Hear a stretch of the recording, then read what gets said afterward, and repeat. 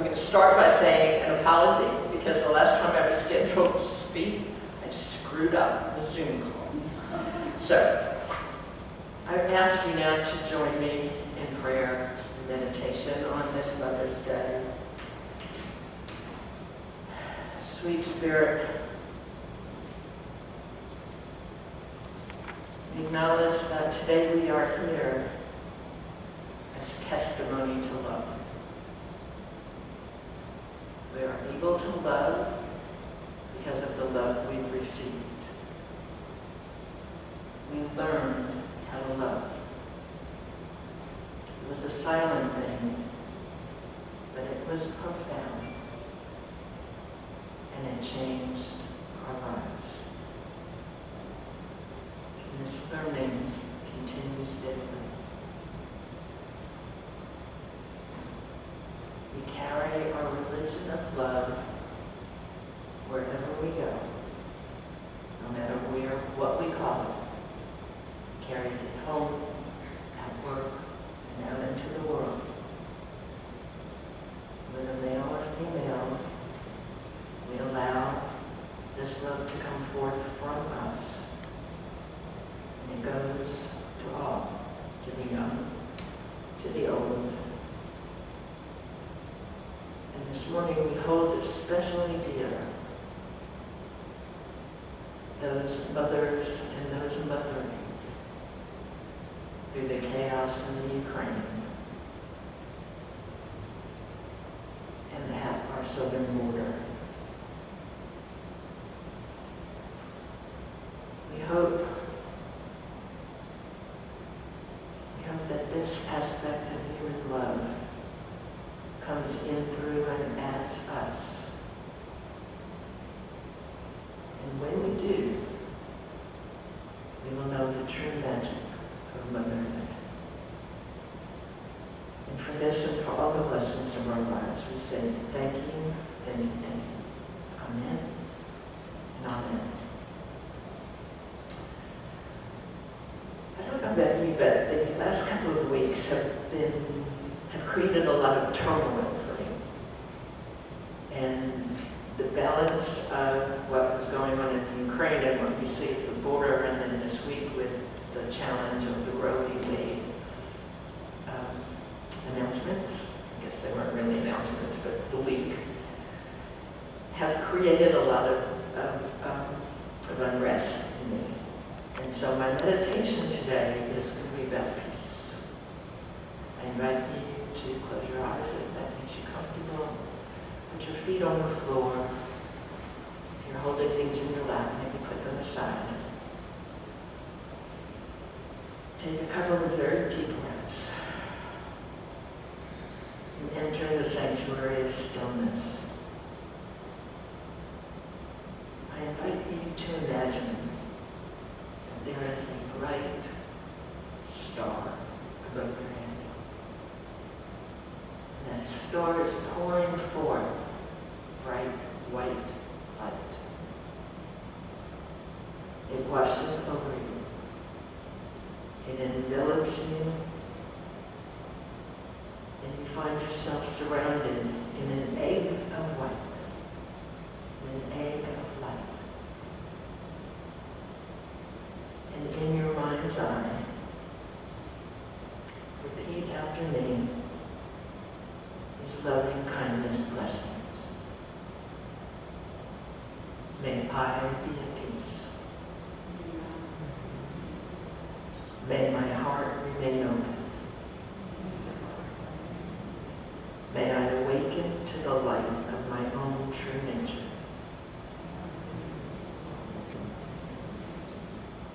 May I be healed. May I be a source of healing for all beings.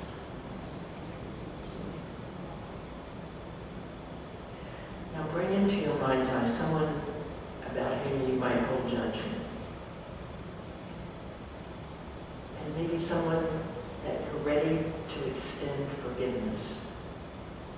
Place him or her next to you in this egg of light. And see the light washing away any negativity and illusion.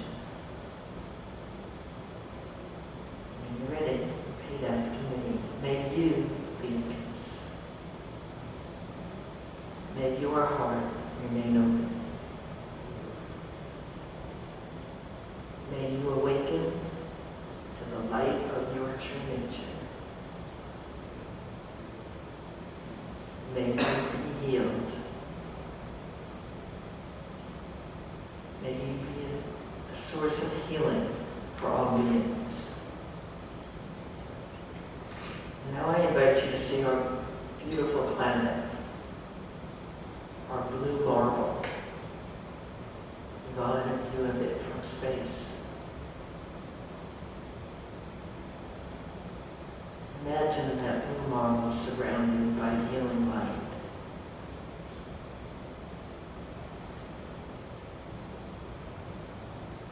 Blue waters, white polar caps, the two-legged beings and the four-legged beings, the fish that swim, the birds that fly.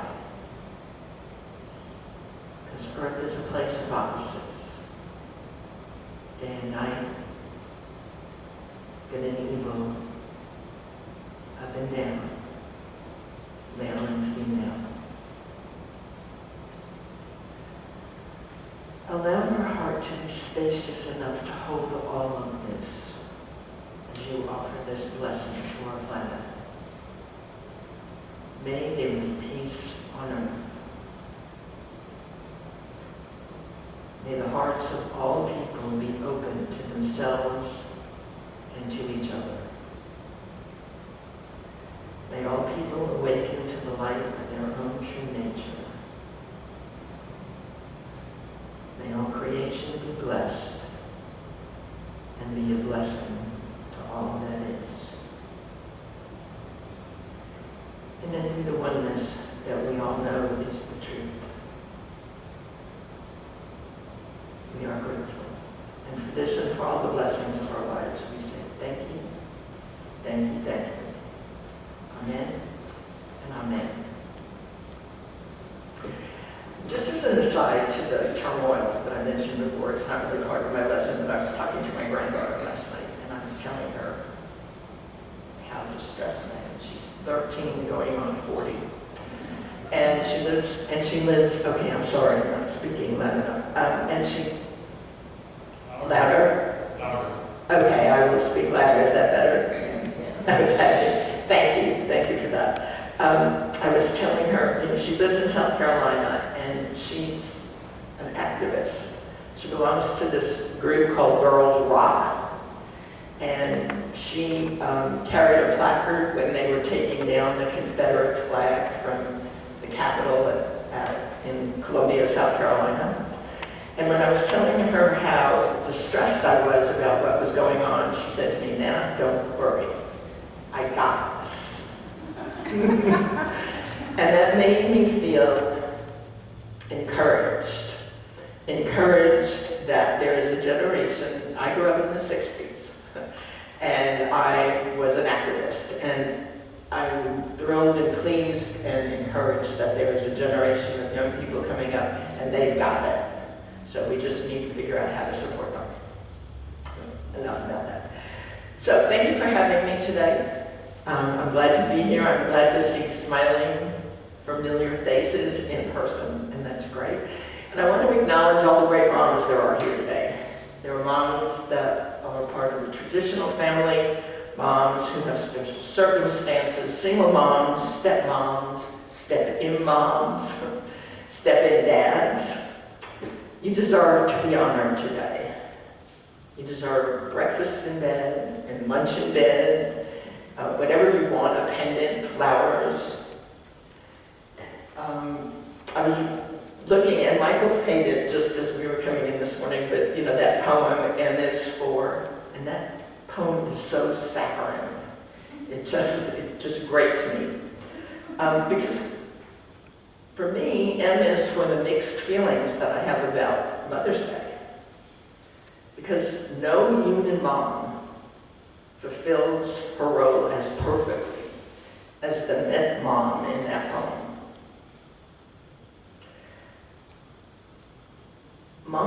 Mother's Day is a day when we moms suspect that your cards tell us not who we really are, but who you as our family, our society, and maybe even God wishes we would be. So happy Mother's Day to those women who keep a perfect home. Happy Mother's Day to the mom who sets the perfect table, who cooks the perfect meal, who raises the perfect child. And as I was searching around for some data for my talk, there was a survey that was done of TV viewers on Good Morning America. And they asked their viewers to list the top 3 television moms of the last several decades. The gold medal went to Claire Huxtable of The Cosby Show. The silver medal went to Mary Cunningham from Happy Days. And the bronze medal went to Marge Simpson of The Simpsons. So Claire was always impeccably dressed. She had 6 children, and she always showed up poised. She kept a spotless home. She had a prestigious full-time career, and she laughed at all of her husband's sick jokes. Mary Cunningham looked great in an apron. She vacuumed in high heels. And she was always smiling. Marge, well, she married Homer. But I guess we really can't hold that against her. Marge was patient and loving, and her family knew that. So how can we real-life moms live up to that? So in my version of that classic poem, M is for mixed feelings. M is also for the many people that Mother's Day leaves out. Because moms aren't the only ones trying to fulfill roles that seem to have superhuman requirements. Men, single dads, doing the work of both parents. Singles, teens, expected to perform by teachers and parents and coaches. What about a day for them? Because one of the things we all know is they all contain the divine feminine. So M is not for the million things you have to do today, or you should have done yesterday, or you better do tomorrow, or you better at least post it to your to-do list. That's not the perfect hallmark for a mom. M is for the many things the divine wisdom gives us. In the difficult roles we're all charged with fulfilling. And it never quite got me, but how do people propose to address the pain of women who are barren, whose child was born stillborn or died in an early age, whose mother was abusive, whose child no longer contacts her, whose mother recently died? Is it any wonder, and this is another statistic, that many women stay away from church on this day? It just raises too much pain. A secular holiday that was meant to celebrate moms in the traditional mom sense, for many people causes a lot of pain. So, how do we provide the balance? How do we take that all into account and yet celebrate the divine, the feminine that is in all of us? Sometimes we do it with a sense of humor. We know that that divine feminine at a very metaphysical level is the great counselor. It's that part of us that allows us to connect. It's that part of us that says, you, and you, and you. No matter your gender, no matter your race, no matter your ethnicity, we have that oneness. We are together in this. And we can nurture each other. And the great counselor often gives us some very basic advice. And so I actually found this. I have it sort of locked away in a closet. I've been cleaning out my office. But it was given to me by a friend who just thought I needed to have it. And it says, if you open it, close it. If you turn it on, turn it off. If you take it out, put it back. If you empty it, fill it. If you fill it, empty it. Put on clean underwear. Wash behind your ears. Brush your teeth. Don't run with scissors in your hand, and don't swim in a full stomach. The late Irma Bombeck once wrote, when your mother asks you if you want a piece of advice, it's just a formality. It doesn't matter whether you answer yes or no, you're going to get it anyway. So today, and on the second Sunday of every year, we celebrate the women in our lives that have mothered us. We celebrate the people in our lives who have mothered us in some way. Those people who have stepped in to nurture us and care for us. In our wellness, in our sorrow, in our loss, in our celebration. Much of the publicity for today is focused on gifts and celebratory lunches. I had a friend who invited me to lunch today and said, there's no way I'm walking into a restaurant today. It was just too full. And I was at Sam's yesterday, and there was this young man, probably 20-ish, and he had like all of these bouquets of flowers. And I said, your mom's going to be real pleased. And he said, yeah, it's my mom and the guy at the grocery store. And he said, I just offered to come get flowers for everybody. And I said, so do you give your mom flowers on any other day? And he just kind of looked at me and he said, well, no. And I said, you know that every day is Mother's Day? And he just kind of looked at me and said, you want me to put them back? Like, no, that's not where I was going with that, but today is a day that we set aside and we acknowledge that in our tribute to mothers, that sometimes it's a thankless and a difficult job. You know, some mothers think that it's the toughest job they'll ever do in their life. Parenting. It's the toughest thing you can do.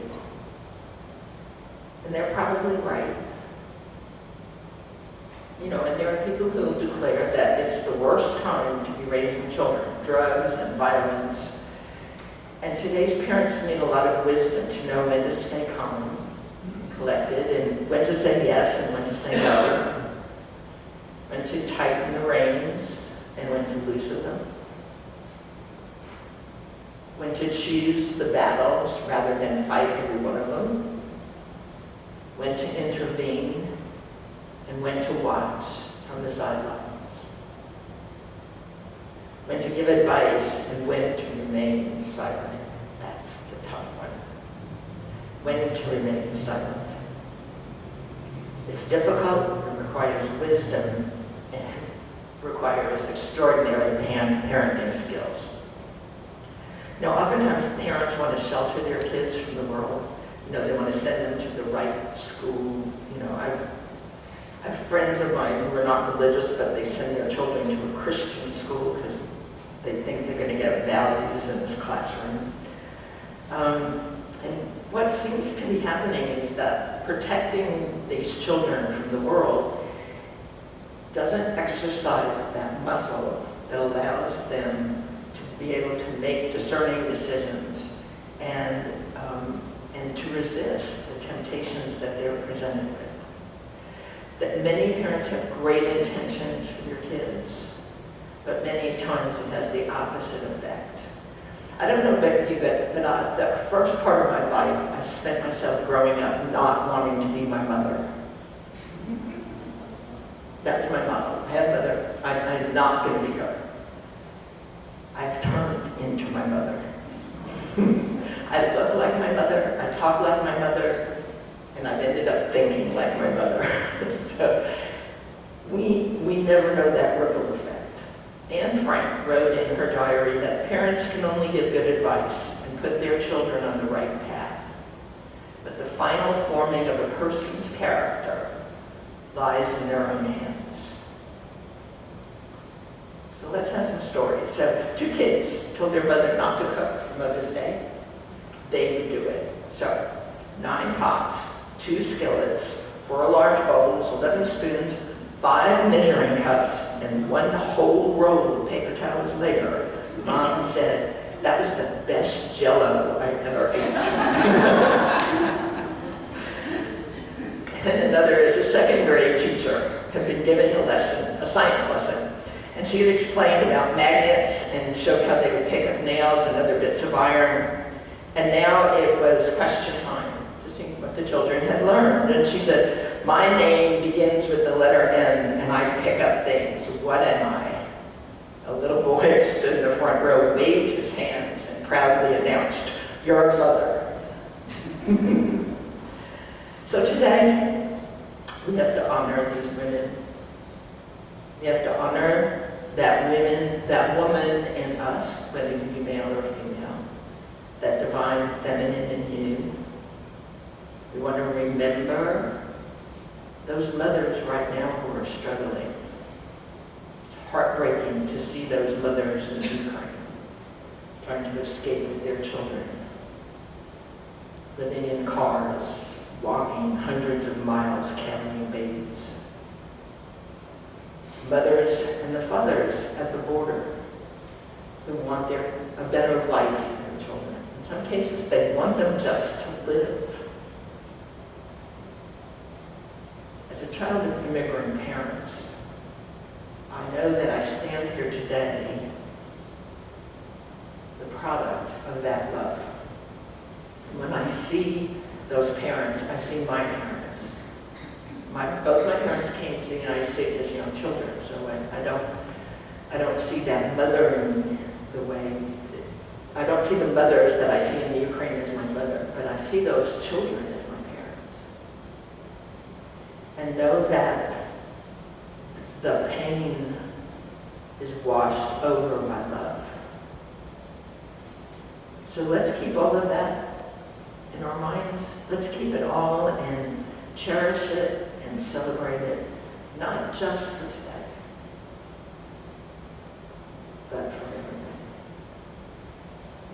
And know that you and your mothering to your friends, to your family, you are blessed, and you are a blessing.